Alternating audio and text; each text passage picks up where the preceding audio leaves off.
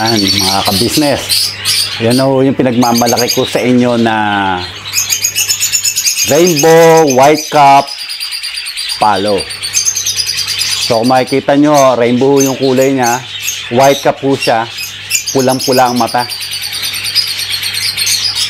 So yan o yun ang sa tagal ho ng panahon na hindi ho ako nag-vlog, yan ho yung mga na-create natin, 7 months na ho yan.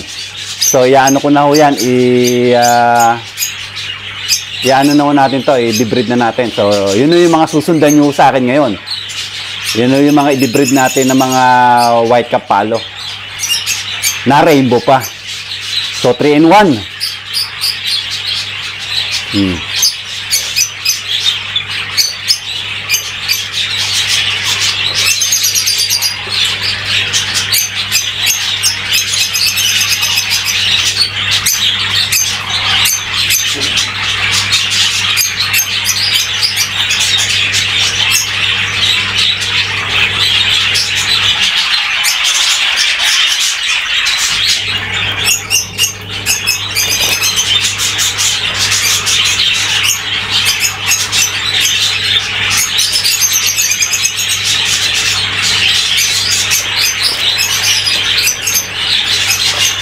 Yan, kaya ako iniikot para makita nyo yung pinaka-front niya na white cap po siya. Yan, makikita nyo na siya.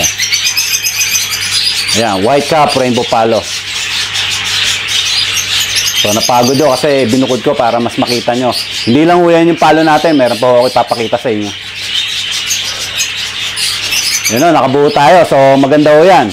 Baka ako lang meron yan sa buong mundo. Kasi ang white cap na andito lang sa Australia. So ayan, pagbasyan nyo mabuti, tingnan nyo natin kung ano pa, kung makakakuha pa tayo ng mas matingkad dyan, yung mga violet, white cap, rainbow palo, yun yung pa-project natin.